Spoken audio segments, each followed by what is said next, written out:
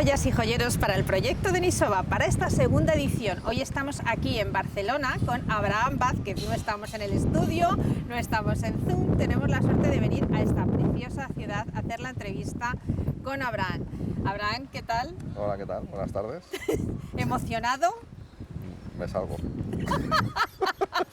¿Qué te parece el libro de esta edición? Espectacular. Bueno, ahora lo que... Pero un momento, para. Hola a todos desde TV Joyas y Joyeros para esta segunda edición del proyecto Denisova. Hoy estamos aquí en Barcelona para entrevistar a Abraham Vázquez. Hola Abraham, ¿qué tal estás? Hola, ¿qué tal? ¿Cómo estás? Pues muy bien, muy feliz, muy contenta de poder estar aquí en Barcelona entrevistando a Abraham. ¿Qué te parece el libro de esta edición? Espectacular. Bueno, a mí espectacular me parece tu pieza, ¿verdad? Este maravilloso collar del yacimiento Skara-Brae, que queremos saber por qué elegiste finalmente esta pieza. Bueno, en principio estaba por varias y una amiga me habló de este nacimiento en las Islas Orcadas. Me pareció bastante interesante porque además era una continuidad un poco de mi trabajo de la época del Neolítico y quería un poco también, como en la primera edición, compaginar una gema que llevo trabajando muchísimo tiempo. Me pareció muy interesante de poderla vincular y bueno, pues hice caso a esta gran amiga y me decidí por ella. La verdad es que es muy interesante una cosa que ha dicho, y es que esta pieza pertenece al Neolítico y muchas de las joyas que hace Abraham están inspiradas precisamente en esa época del Neolítico. ¿Por qué, Abraham? En principio porque soy de Gavà y ahí están las minas prehistóricas de mi ciudad, de Gavà, que ahí se descubrieron hace unos 6.000 años. Y en aquella época esta mina, la particularidad que tiene es que se extraía un mineral mágico.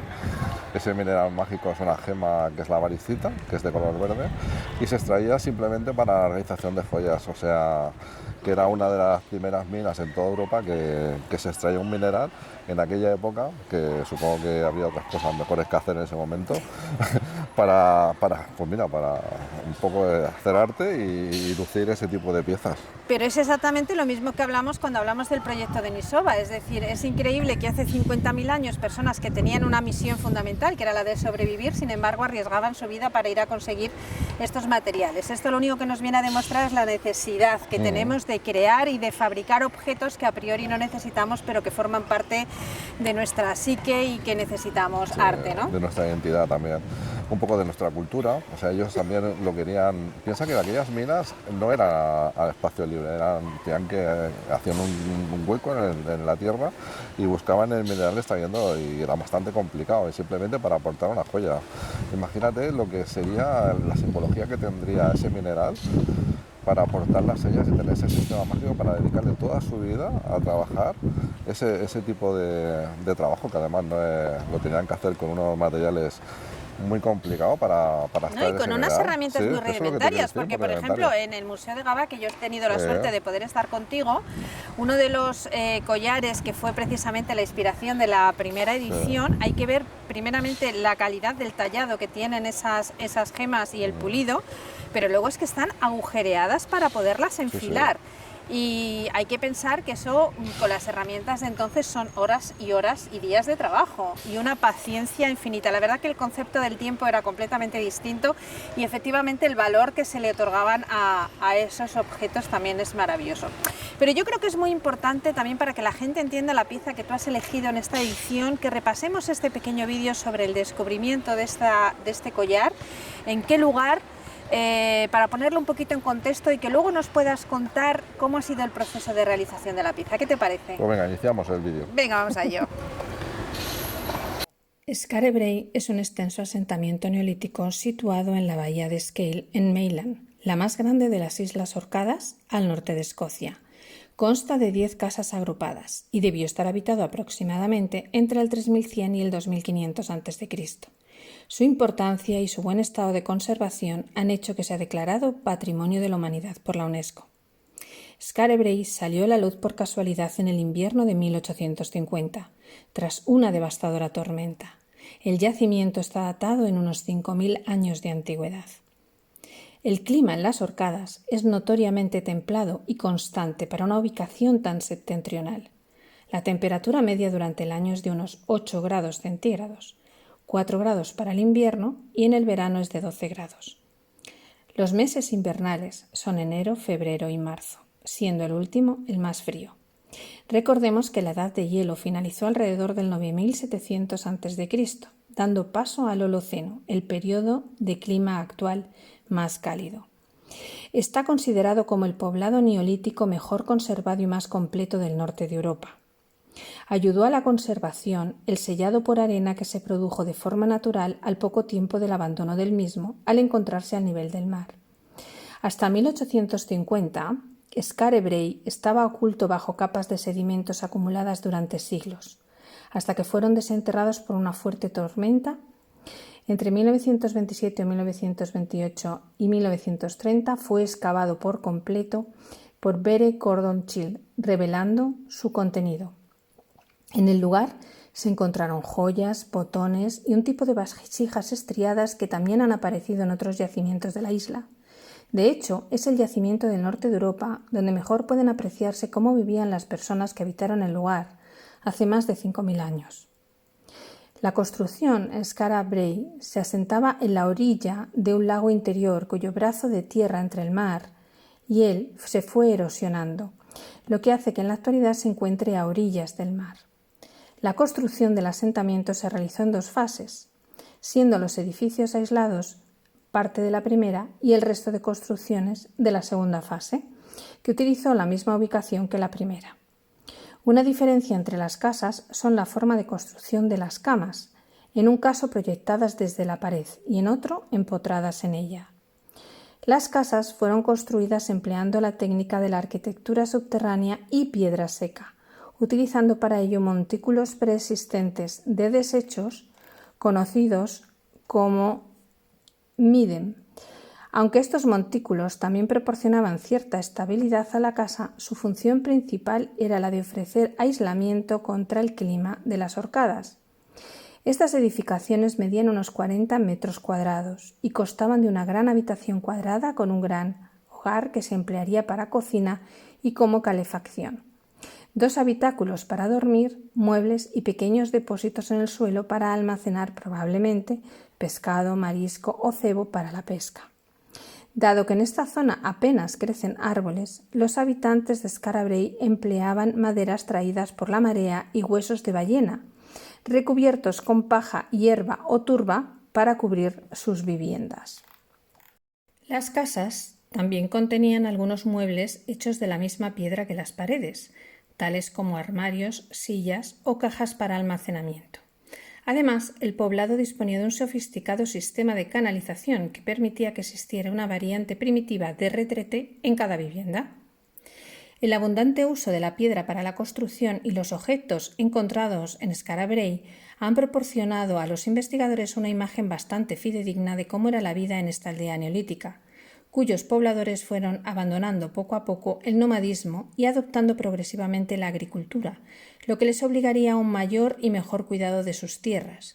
De hecho, posiblemente sus habitantes pudieron haber sido de los primeros en adoptar la agricultura y la ganadería en las islas británicas en Skara.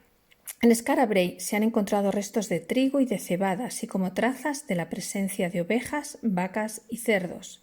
Pero a pesar de ello, las gentes de Skare Brae nunca abandonaron la práctica de la caza y la pesca. Otro hecho relevante es que en el yacimiento no se han encontrado armas, lo que según los investigadores permite sugerir que la existencia de sus habitantes fue bastante tranquila y pacífica. La verdad que es apasionante la historia, es apasionante pensar que hace miles de años tuvieron que pasar cosas para que nosotros hoy en día podamos estar hablando de ellas e interpretándolas. Y tenemos que pasar a lo más apasionante. Quiero que nos hables de la interpretación de esta pieza, por favor. Bueno, en principio lo más complicado es encontrar lo que ya hace con la gema, con la varicita, entonces era muy complicado encontrar el material, porque además al ser una isla donde está Skare Brae, a mí me pareció muy interesante que se hiciera solamente de una sola piedra, por lo menos los 2 colmillos principales, ¿no? Entonces busqué una piedra bastante importante y nada, empezamos a tallarla, ¿no? Cuando empezamos a tallarla no se nos partió, porque la varicita suele partirse a veces, se desfractura, Y al final nos salieron tres colmillos. Bueno, no pasó nada. No pasa nada, pues si se nos ha roto, pues sacamos 3 colmillos. Ahora tenemos un collar y un pendiente. Un pendiente, claro. Digo, esto tiene que... porque tiene la misma energía, quería que tuviera la misma energía. Y bueno, al final, pues digo, no lo quise incluir dentro del collar, no sé por qué. En ese momento lo vi fuera. Y introduje otro tipo de mineral también, como gema variscita, porque está hecho todo igual, pero con otra simbología de cada una de las piezas que quería que formara junto con el collar. Y esta la dejé fuera realizando al final un pendiente. La verdad es que luego el collar tiene una pieza de plata muy importante y quiero que nos cuentes exactamente por qué tiene esa forma que tiene y por qué tiene ese grabado que tiene. Me imagino que me dices una que va con un diamante, puede ser, que va en oro. La pieza grande, sí. Sí, esta pieza junto con otras 3 bolas son las 4 más importantes dentro del collar y los 2 colmillos, ¿no?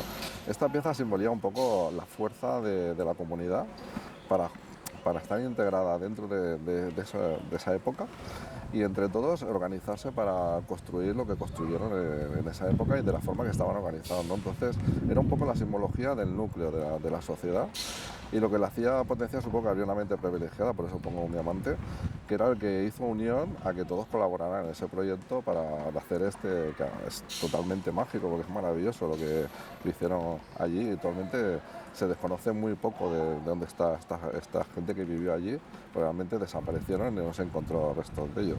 Entonces, pues, lo veis que esa pieza tenía que representar lo que era la sociedad en ese momento actual y el arte que tenía por crear cosas muy interesantes para la metodología que tenía en aquella época.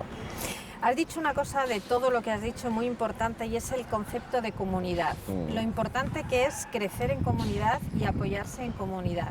Porque uno solo puede llegar a alcanzar cosas, pero yo creo que cuando estamos en comunidad podemos crecer y desarrollarnos muchísimo más. Y yo creo que es un problema de la sociedad en la que estamos, que quizás somos demasiado individuales. ¿Qué piensas tú de esto? Hombre, yo creo que sumando se consiguen proyectos más grandes y conseguimos una visualización mucho mayor. Una persona sola es inviable, sí que puede conseguir, pero le va a costar muchísimo más tiempo. La visualización entre un grupo y una idea y un proyecto siempre mucho mayor en la escala, sobre todo por escala. Bueno, pues como nosotros que somos la comunidad de denisovanos contemporáneos, ¿no? Sí, fantástico. Bueno, Abraham, mucha gente estará encontrando esta entrevista por primera vez y no conocen toda tu trayectoria, que es la verdad increíble y súper interesante. Yo os quiero invitar a que vayáis a nuestra página web, proyectodenisova.com, que ahí tenéis todos los participantes de la primera edición y de la segunda edición, donde además tenéis enlaces a sus páginas web, a sus redes sociales, donde podéis descubrir muchas más cosas de cada uno de ellos. Pero para los que tengan poquito tiempo, cuéntanos, Abraham, un poquito sobre tu trayectoria y cómo llegas hasta aquí. Bueno, yo soy la segunda generación de joyeros. Mis padres nacieron en Río Tinto, en Huelva, y en la época pues, de los 70 se vinieron a trabajar aquí a Barcelona. Mi padre pues, tardó en montar la tienda, pues si yo nací en el 66, que nací en Barcelona, tardaron unos 4 años. Durante esos 4 años pues, mi padre tenía el taller donde yo tenía la cuna. Entonces yo empecé a jugar con las herramientas desde muy pequeño. Bueno, o sea, que eres un joyero de cuna. Bueno, ¡qué sí, envidia! de cuna, pero de romper cosas. Porque ya te digo yo que... Bueno, todo se empieza rompiendo, hay que romper. Yo me acuerdo que mi padre lo encontraba, me despertaba y por el ruido de la sierra, del motor o de lo que fuera y estaba trabajando y yo creo que luego le destrozaría todo lo que había hecho, pero bueno. Pobres padres, de verdad. Más adelante, pues nada, estudiar con él, me enseñó todo lo que sé y siempre habíamos un poco de la edad, la diferenciación de un poco de la joyería que yo quería realizar y la que él veía que era consumible en aquella época y que todavía actualmente la joyería clásica es la que se sigue consumiendo a gran escala. Sí, porque tu joyería es más contemporánea. Sí, pero en aquel momento convencer a mi padre que aquello era realmente lo que quería hacer era muy complicado. Era como cualquier hijo que le quiere decir que quiere hacer otra cosa y le parece haz esto, que es lo que te va a ganar en la vida, ¿no? Y bueno, pues hice mi primera colección a los 16 años, que se la vendí pues, seguramente a mis amigos, porque era una colección muy pequeña. Igualmente en aquella época ya empecé a decorar un poco. Bueno, pero es que has dicho una cosa, hiciste tu primera colección con 16 años, eso es un auténtico privilegio, que te pelearías con tu padre, pero en el fondo llegaste a hacerla. Sí, me acuerdo que me dijo, hazla, porque a él lo que le costaba más, yo lo que quería no era hacerla, podía hacerla en cualquier momento, porque tenía en las manos las herramientas. Lo que yo quería es ponerla dentro de la joyería, que eso es lo que tenía que pedir permiso a él. Claro, a mí no tenía ningún interés en hacerla si no podías ponerla. Claro, hasta que me dijo, venga, va, por pesado, ponla. Y entonces fue ahí cuando yo vi que realmente, además hizo un estuche también que giraba y se cerraba, o sea, me ocurrió hasta el estuche, que en aquel momento las cajitas eran de plástico, de aquellas que se montaban y tal, mi padre decía, vaya mierda, el estuche que ha hecho. Entonces lo pusimos en el escaparate y al final le tuve la razón, porque la gente no preguntaba por ese tipo de joyería, no había esa oferta. Y al final pasó lo que te comenté, que se la vendí a mis amigos para regalar. Entonces sí que fue un éxito porque lo vendí todo, pero no fue un éxito comercial como lo esperado. Yo pensaba que el cliente iba a demandar ese tipo de producto y no era la época ni el tiempo. Bueno, yo creo que de todas formas, ¿cuántas veces ha ocurrido que los diseñadores o artistas más avanzados a su tiempo han querido presentar cualquier objeto de arte y a lo mejor la sociedad de ese momento no estaba preparada para entenderlo? Pero yo creo que es importante precisamente no pararse, que eso no sea el motivo de decir, bueno, es que como no me lo van a comprar, es que como no lo van a entender, no lo voy a hacer, ¿no? Es decir, tenemos que seguir desarrollando y seguir trabajando y presentando, porque al final ese tipo de trabajo al final se acaba comprendiendo y se acaba entendiendo, y al final también es el que acaba demandando. Realmente cuando fue el cambio radical fue cuando yo quería poner una tienda para mí, con mi idea, con mi proyecto. Veía que con mi padre tenía salida en ese aspecto. Entonces, pues sí, a los 22 años monté mi primer showroom, con música alta, con mi producto, con mis joyas, con lo que hacía realmente. Yo no había tenido ninguna visión anterior de lo que se estaba haciendo otros diseñadores, o porque no tenía... Claro, tú tenías la visión mía, de lo que se hacía en el taller con tu padre. Yo lo que quería hacer era algo diferente, pero no sabía si eso estaba de moda o no estaba de moda, si íbamos a triunfar o no. Me acuerdo que fue un éxito desde el principio. Yo con 22 años triunfamos en el primer showroom, empezamos a vender, además nos monté en Gavà. Y bueno, hasta ahí, hasta los 29 o 30 años, que bueno, fue cuando resalté un poco a nivel de diseñador, un poco con otros diseñadores, porque yo realmente no tenía contacto con nadie. Fue una persona también de joyas de autor en ese momento que pues algo para estar en ferias y vender a otros. Entonces fue cuando yo empecé a conocer el mundo del diseño realmente. Hasta ahora totalmente desconocido, sino yo hacía lo que realmente me gustaba. ¿Y qué consejito, qué puedes aportar a las nuevas generaciones que se acercan al mundo de la joyería? Yo tuve la capacidad para hacer lo que quería en ese momento, y creo que aunque no estuviera en el mercado, sí que había posibilidades enormes, porque como era todo más o menos lo mismo, con lo cual hacer algo diferente, siempre hay gente que le gusta ser especial, siempre hay gente que le gusta tener algo único, siempre hay gente que le gusta el arte, le gusta la diferenciación o le gusta la identidad con una sola pieza, ¿no?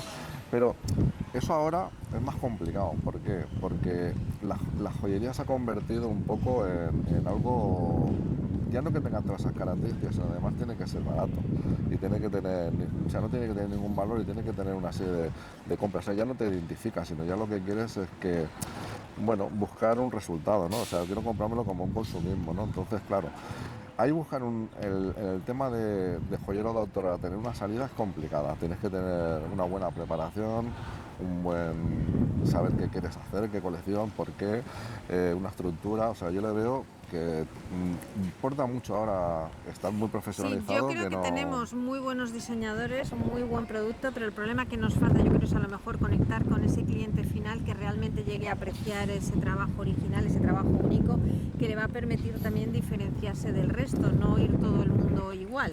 Pero eso también lo tenemos que cultivar nosotros. Yo me di cuenta que, por ejemplo, realmente no estamos por enseñar a la gente cómo que es una gema, por qué se hace ese tipo de valor, por qué se crea. En cambio, por ejemplo, Alemania, todos los países del norte de Europa sí que lo valoran, pero porque de muy pequeño ellos quieren tener una gema original, tallada y que sea única. No buscan el hecho de que sea masificada. Entonces ya nacen con esos valores, o sea, y es fácil encontrar a que ellos se compren luego una pieza comercial, que se la van a comprar, porque es lógico también, no quiere decir que porque lleves una joya siempre vas a llevar una joya original, pero que nacen con el valor de tener algo único, de poseer algo, ¿no? Y esto de la sociedad en la que estamos ahora actualmente en España carece de ello, cuesta encontrar bueno, nuestro pues mercado. Para eso precisamente está trabajando el proyecto de Denisova, porque la exposición de esta segunda edición se inauguró en el MAIT, en el Museo de Artesanía Iberoamericana de Tenerife, el día 24 de marzo. La verdad que es una colección espectacular y lo que quiero es que vayáis a verla, que la disfrutéis. El que no pueda, no pasa nada, porque tenemos aquí en nuestro canal de YouTube TV Joyas y Joyeros todas las entrevistas con todos los diseñadores, donde podéis apreciar cada una de las piezas que se ha hecho y donde podéis valorar precisamente ese trabajo especial, ese trabajo único, esas gemas elegidas especialmente para cada una de las piezas. Yo quiero que tú invites a todo el mundo a ver esta exposición. Pues por supuesto, hasta que yo y todo. Eso está muy bien, muy bien. ¿Sabes dónde está el MAIT? Sí, en Tenerife. ¿Dónde? En Tenerife. En un sitio precioso. Precioso, que se llama La Orotava. La Orotava me la conozco. ¿Y qué tenemos en La Orotava? Pues una ciudad preciosa, y además que tenemos el Teide, el tercer volcán más grande del mundo. Playas Ahí es también. nada. Y luego tenemos playas, tenemos buenos pinos, tenemos buena comida. Ya ves. Vamos. Clima. De todo. Entonces, ¿qué tenemos que hacer? Ir, ¿no? Y no ya, pues vámonos. Vámonos, vámonos. Bueno, pues que nos vamos otra vez Nos vamos para ya. Tenerife. Hasta luego. Por cierto, aquí que no se me vaya nadie, suscribiros al canal, no os perdáis la siguiente entrevista. Y por supuesto, en nuestro Instagram, Proyecto Denisova, no os perdáis ninguna de las actualizaciones. Nos vemos pronto.